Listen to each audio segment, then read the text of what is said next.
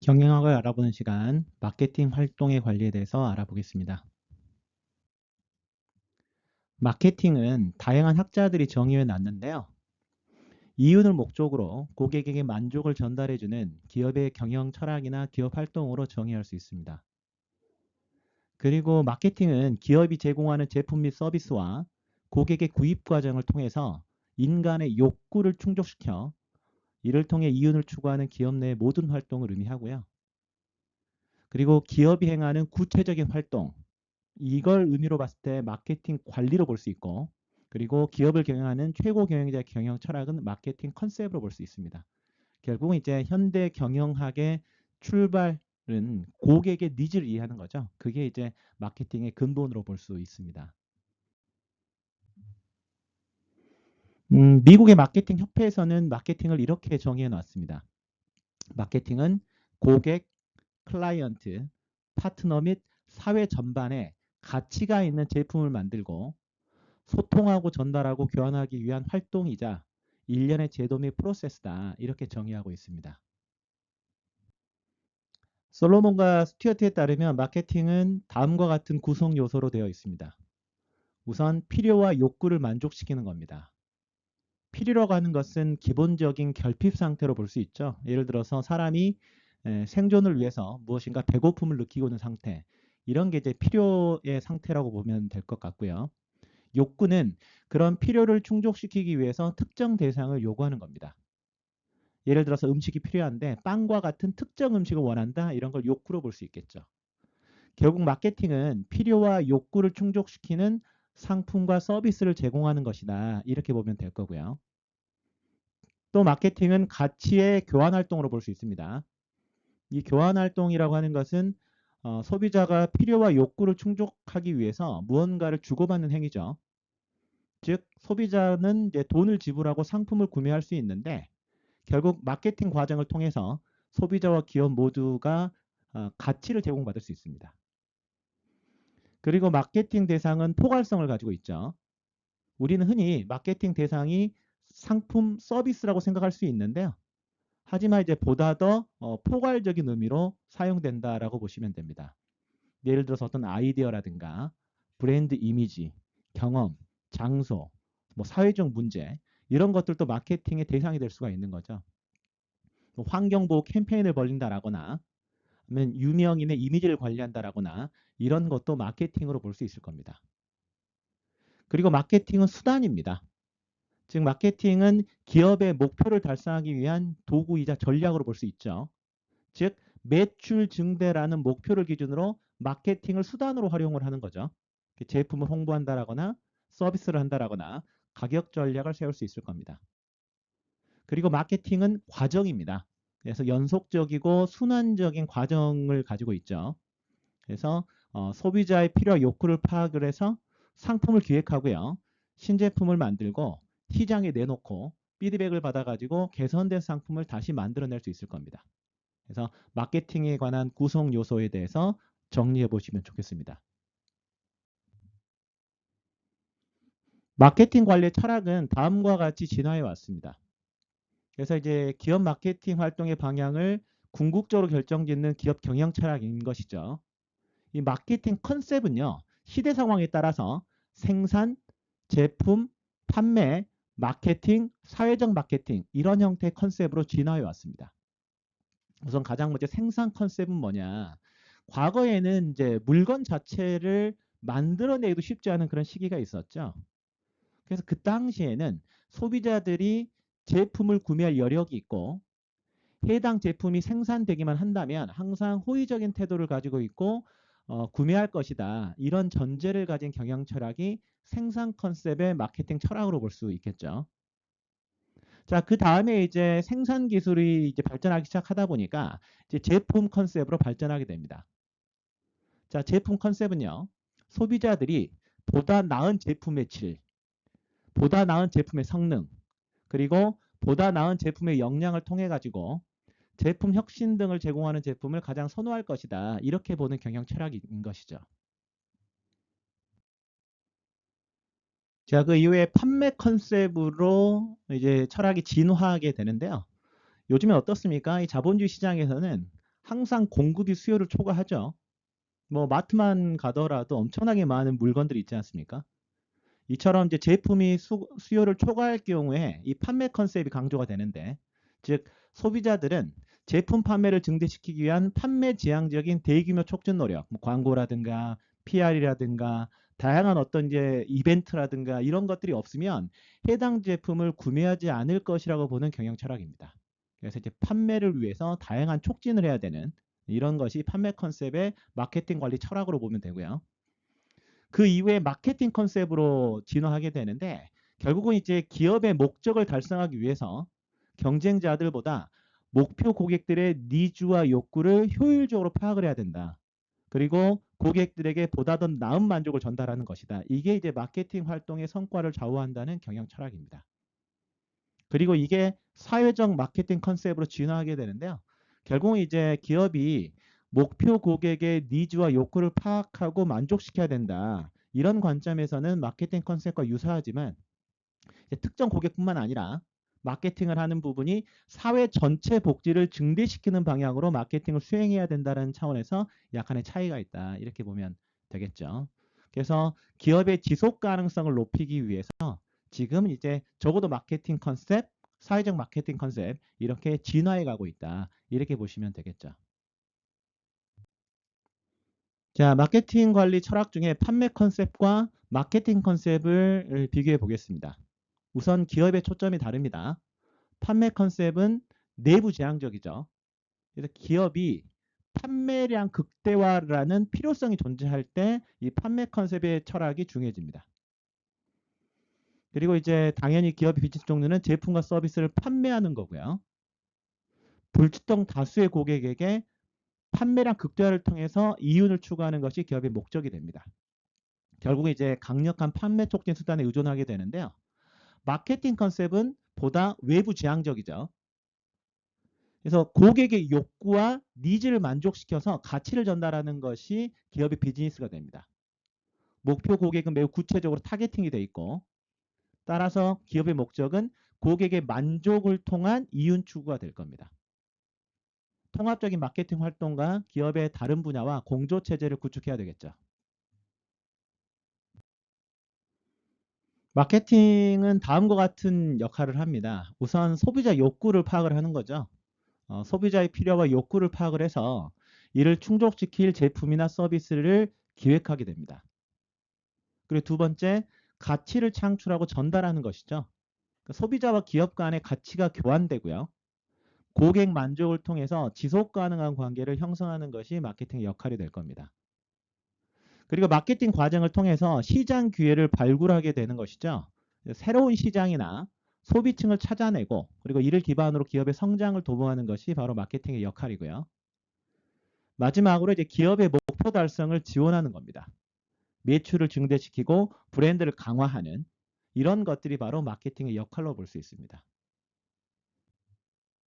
그리고 이제 마케팅 과정에서 중요한 것이 고객을 분류하는 것이죠.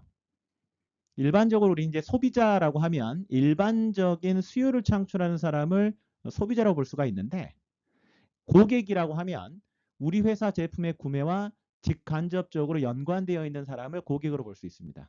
그래서 충성 고객, 전략적 고객, 확장 고객, 잠재 고객으로 분류할 수 있는데요. 이 충성 고객은 우리 회사 제품 위주로 구매하는 고객이죠. 그래서 이 충성 고객은요, 어떤 물리적인 혜택을 주는 것보다는 심리적인 혜택을 제공해 주는 것이 더 효과적입니다. 예를 들어서 이제 은행 같은 경우에 VIP 고객 대상으로 서비스를 하죠.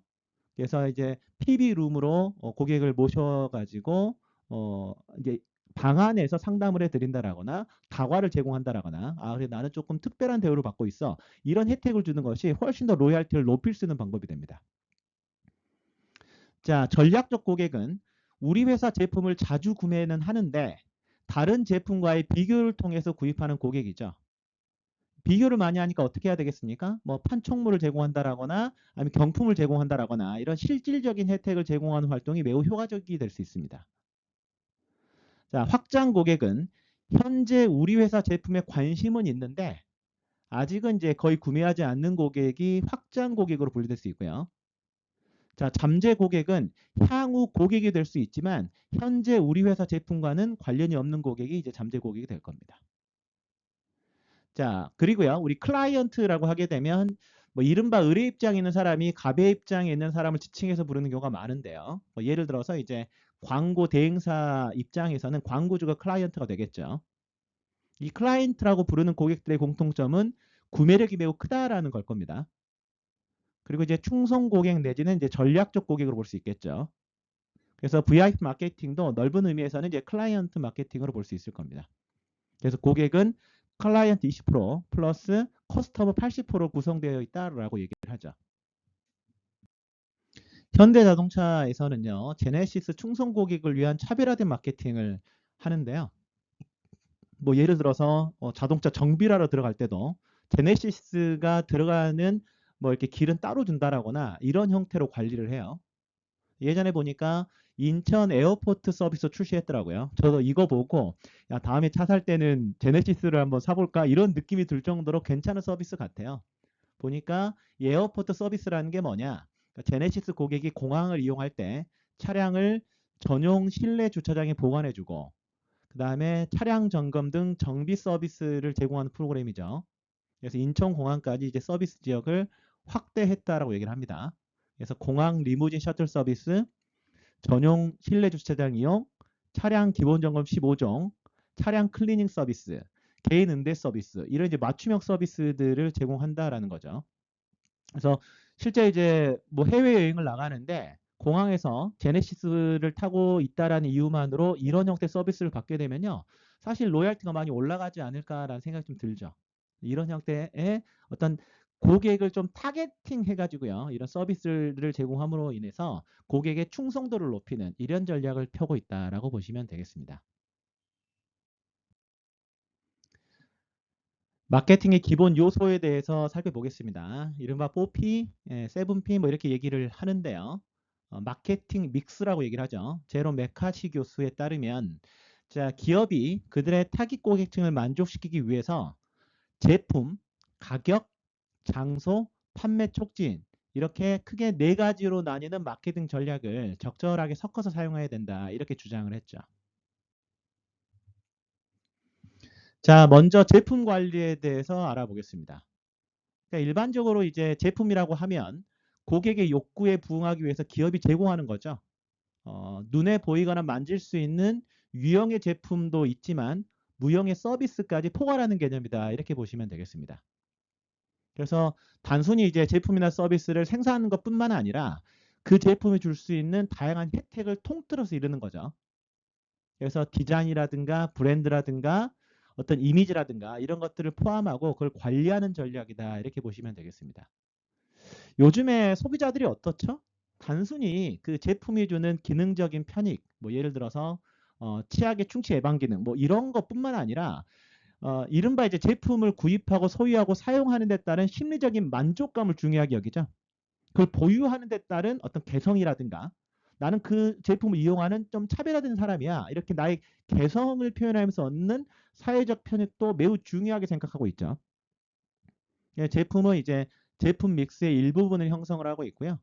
결국 이 제품 믹스라고 하는 것은 어떤 회사가 판매하는 모든 제품들의 집합을 의미합니다. 예를 들어 LG 생활건강의 제품 믹스 예를 들어 보면요. 자, 제품 믹스의 폭이 있죠. 그리고 길이가 있습니다. 제품 믹스의 폭을 보게 되면 자, 샴푸, 린스, 치약, 주방, 주거 세제, 세탁, 섬유유연제, 화장 비누가 있고요. 각각에 있어서 이제 고가 제품이 있고 이제 그렇지 않은 제품들이 있죠. 그래서 제품 믹스의 폭과 자, 제품 라인의 길이가 각각 형성되어 있는 것을 확인할 수 있습니다. 주방 주거 세제가 생각보다 이제 많더라고요 보니까 뭐 자연퐁, 세이프, 퐁퐁, 그다음에 뭐 락스와 세제를 한 번에 홈스타, 곰팡이 제거제 뭐 다양한 주방 주거 세제의 제품 라인 길이가 참 길다라는 걸 알 수가 있고 제품 믹스의 폭도 상당히 길다라는 것을 알 수가 있습니다. 자, 제품 관리의 주요 활동을 보게 되면 이런 활동들이 있습니다. 우선 제품을 기획하는 것이 중요하죠. 그래서 실제 요즘에 보게 되면 이제 소비자들의 어떤 요구 그리고 시장 트렌드가 있습니다. 여기에 따라서 새로운 제품을 기획해내고요. 내지는 기존 제품을 개선하는 것이 매우 중요하겠죠. 이렇게 하려면 결국은 이제 시장 조사를 철저히 하고 트렌드 분석을 잘하는 것이 매우 중요할 겁니다. 그래서 뭐 지속적인 설문이라든가 이런 것들 통해 가지고요. 소비자 피드백을 반영한 신제품을 개발하는 것이 중요하고요. 두 번째, 이런 기획 과정을 거쳐서 제품을 개발해야 되겠죠. 아이디어를 가지고 이제 프로토타입을 제작을 하고요. 이걸 테스트한 다음에 제품을 출시해야 될 겁니다. 뭐 당연히 이제 성공적인 개발을 위해서는 R&D에 대해서 예산도 잘 투여를 해야 될 것이고요. 협력이 중요하겠죠. 그리고 포트폴리오를 관리하는 것이 중요합니다. 그래서 다양한 제품군을 효과적으로 관리해서 수익성을 극대화해야 되겠죠. 우리 BCG 매트릭스에 대해서 알아봤었는데요. 스타 제품, 즉 시장 성장도 높고 점유율이 높은 제품. 그래서 이제 많은 이제 제품들을 스타 제품으로 성장시켜야 될 거고요. 자, 캐시카우.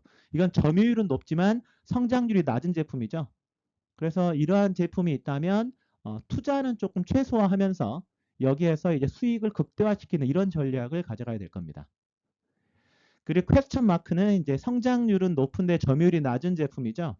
근데 이거는 이제 빨리 우리가 마케팅이나 다양한 어떤 투자를 통해 가지고요. 스타 제품으로 육성해야 될 거고요. 독은 이제 성장률과 점유율이 모두 낮은 제품이기 때문에 이건 이제 과감하게 그 사업에서 철수하는 이런 부분들이 필요할 겁니다. 그리고 제품 수명 주기를 관리를 해야 되는데요. 어떤 제품이 도입기일 때는요. 즉 신제품이 출시가 되기 때문에 높은 마케팅 비용을 지출해야 되겠죠. 목표는 인지도를 확보하는 겁니다. 그리고 성장기가 되면 이제 수요가 증가하고 경쟁이 확대가 되겠죠. 목표는 이제 시장 점유율을 확대하는 거고요. 성숙기는 이제 시장 성장이 둔화되고 시장이 포화되는. 그래서 여기에서는 이제 이익을 극대화시키고 비용을 절감하는 것이 목표가 될 거고요. 쇠퇴기에는 매출이 감소하고 이익이 감소할 거기 때문에 그 시장에서 철수하거나 아니면 리브랜딩을 통해 가지고 다시 한번 이렇게 성장기로 가려고 노력하는 이런 형태의 전략이 필요할 겁니다. 그리고 이제 마지막이 브랜드 관리죠. 브랜드 이미지를 구축하고 유지하는 활동입니다. 결국 이 브랜딩의 핵심이 뭐냐? 소비자 충성도를 확보하는 거죠. 그래서 신뢰성, 차별화를 하는 겁니다. 결국 이 브랜드를 확보하게 되면요. 사실은 이제 비용 경쟁에서 조금 자유로워질 수 있기 때문에 결국 이제 모든 기업의 핵심이 바로 이 브랜드를 갖추는 거죠. 예를 들어서 뭐 코카콜라의 브랜드 일관성 유지 같은 것을 예로 들 수 있을 겁니다. 제품 관리에서 가장 중요하다고 볼 수 있는 브랜드 관리에 대해서 조금 더 알아보면요. 그러니까 이제 소비자의 마음속에 저게 뭐야라고 인식시키는 거죠. 애플하면 떠오르는 이미지 있죠. 삼성전자 하면 떠오르는 이미지가 있을 겁니다. 나이키, 스타벅스 하게 되면 떠오르는 이미지들이 있죠. 즉 브랜드란 제품의 얼굴이라고 볼 수 있겠죠. 그래서 이제 사실은 이제 경쟁사의 제품이나 서비스하고 차별화되어 있는 겁니다.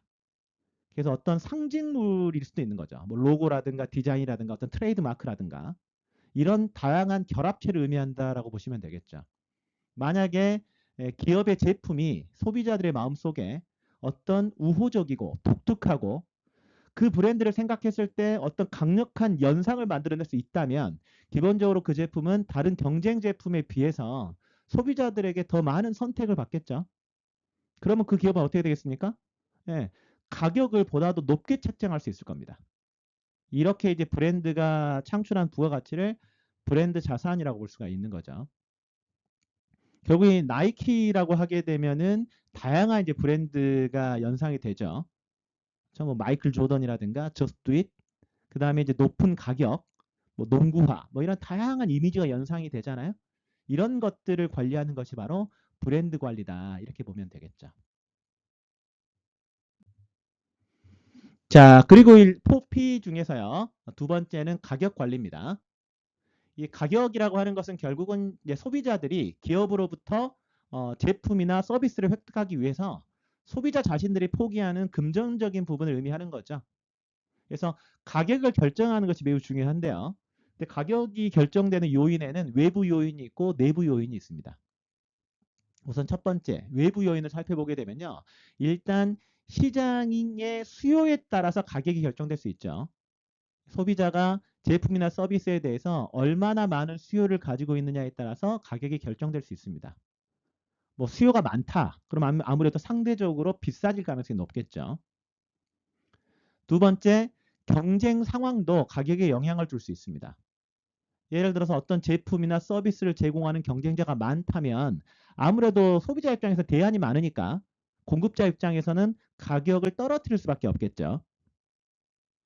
자, 세 번째는 경제 환경도 가격에 영향을 줄 수 있습니다. 예를 들어서 인플레이션이라든가 환율이라든가 금리 변화, 이러한 다양한 경제적 요인들이 가격에 영향을 미치죠. 우리나라의 경우에도 이제 환율에 문제가 생기게 되면 수입하는 원자재 가격이 상승하기 때문에 전체적인 가격이 인상이 되는 이런 일들이 벌어질 수 있습니다. 자, 네 번째는 이제 소비자 행동과 심리도 가격에 영향을 주죠. 소비자들이 가격에 민감하게 반응하는지 아니면 이제 브랜드 가치를 더 중요하게 여기는지 여기에 따라서 뭐 예를 들어서 브랜드 가치를 중요하게 여기는 소비자가 있다면 상대적으로 높은 가격도 수용할 수 있을 겁니다. 가격 결정 요인 중에 내부 요인도 있습니다. 우선 비용 구조를 볼 수 있죠. 제품을 생산하고 유통하고 마케팅하는 과정에서 발생하는 고정비와 변동비가 당연히 가격 설정의 기본이 될 겁니다. 두 번째, 기업의 목표에 따라서 가격 전략이 달라질 수 있겠죠. 이익을 극대화할 건지 아니면 시장 점유율을 확보할 건지 브랜드 이미지를 유지할 건지 이런 기업 설정 목표에 따라서 가격은 달라질 수 있습니다. 예를 들어서 신규 시장에 진입한다. 그러면 점유율 확보를 위해서 일정 기간 낮은 가격을 설정하는 이런 것들이 하나의 전략이 될 수 있겠죠. 세 번째는 제품의 특성도 가격에 영향을 줄 수 있습니다. 제품의 혁신성이라든가 품질 그리고 서비스 수준에 따라서 가격이 달라질 수 있죠. 고급스러운 포장이 적용된 프리미엄 상품의 경우에는 상대적으로 가격이 높을 가능성이 있을 겁니다. 네 번째는 브랜드 이미지죠. 그래서 브랜드의 명성과 신뢰도가 높을수록 아무래도 고가 전략을 사용할 가능성이 높을 겁니다. 기업에서는 다음과 같은 가격 전략을 쓸 수 있는데요. 첫 번째는 이제 신제품 가격 전략입니다. 자, 스키밍 가격 전략과 침투 가격 전략 중에 선택할 수 있을 건데요. 스키밍 가격 전략은요. 초기 출시를 할 때 높은 가격을 설정을 하는 겁니다. 그래서 특히 혁신 제품 같은 경우에 가치를 극대화시키는 건데 예를 들어서 신형 스마트폰에 초기 고가 정책을 쓰는 것. 이게 이제 스키밍 가격 전략으로 볼 수 있고요. 침투 가격 전략을 쓸 수도 있는데 이거는 이제 시장 점유율 확대를 위해서 초기에 낮은 가격을 설정하는 겁니다. 뭐 신규 스트리밍 서비스가 있다. 이럴 때는 이제 무료 체험 기간을 일정 정도 제공하는 이런 방법이 될 수 있겠죠. 두 번째는 경쟁에 기반한 가격 전략입니다. 그래서 경쟁 지향 가격이라는 게 뭐냐? 경쟁사의 가격에 맞춰서 제품 가격을 설정하는 거죠. 그래서 이커머스 플랫폼에서 가격 비교를 통한 이런 이제 가격 설정을 하는 것이 경쟁 지향 가격이고요. 시장 리더 가격은 시장 리더의 가격을 기준으로 따라가는 전략입니다. 뭐 예를 들어서 대형 브랜드가 할인 행사한다. 그럼 나도 이제 같이 동참하는 이런 방법이 될 수 있겠죠. 세 번째는 소비자 중심 가격 전략인데요. 첫 번째는 가치 기반 가격으로 볼 수 있습니다. 그래서 소비자가 제품에서 느끼는 가치를 기준으로 가격을 설정하는 거죠. 상대적으로 이제 스타벅스가 상대적으로 좀 높은 가격을 책정하고 있죠. 프리미엄 가격 정책을 펴는 것이 이런 방법을 볼 수 있고 그리고 심리적 가격입니다. 이건 소비자의 심리를 이용해서 가격을 설정하는 건데 뭐 예를 들어서 9,900원처럼 끝자리를 이제 9로 설정을 하게 되면 일정 정도 좀 가격이 저렴하게 느껴질 수 있죠. 이런 형태가 바로 심리적 가격이다. 이렇게 보시면 되겠습니다. 네 번째는 제품 라인 가격 전략인데요. 우선 묶음 가격을 들 수 있습니다. 그래서 여러 상품을 묶어서 판매를 함으로 인해서 소비자들에게 할인 혜택을 제공하는 거죠. 뭐 예를 들어서 인터넷 TV, 전화를 이렇게 좀 패키지 형태로 제공하는 이런 형태가 될 수 있을 것 같고 그 다음에 옵션 가격입니다. 이거는 이제 기존 제품을 일단 놓고 여기에 추가 기능이나 서비스를 선택적으로 제공을 함으로 인해서 가격을 차별화시키는 거죠. 자동차의 기본 모델 플러스 옵션을 선택하게 만드는 이런 것이 제품 라인 가격 전략 중에 하나로 볼 수 있습니다. 다섯 번째는 유통 채널 및 시점 기반 가격 전략인데요. 우선 지역별 가격입니다. 지역별로 구매력을 고려해서 가격을 다르게 설정하는 것이죠. 뭐 해외에 진출했다. 그러면 각 국가마다 소득이 다르기 때문에 현지 시장에 맞춰서 가격을 책정하는 겁니다. 그리고 계절별 가격이죠. 계절에 따라 가격을 변동시키는 겁니다. 겨울철에 난방기기 가격이 상승하는 이런 형태의 가격 전략을 피는 거다라고 보시면 되겠죠. 자, 첫 번째 시간 마무리하면서요. 다음에 대한 내용을 생각해 보면 좋을 것 같습니다. 자, 마케팅 컨셉의 중심은 시대 상황에 따라서 발전해 왔죠. 자, 첫 번째, 그 마케팅 컨셉이 어떻게 진화해 왔는지 한번 정리해 보길 바라고요. 두 번째, 본인이 좋아하는 상품을 생산하는 회사가 마케팅을 어떤 컨셉으로 하고 있는지 정리해 보면 좋겠습니다.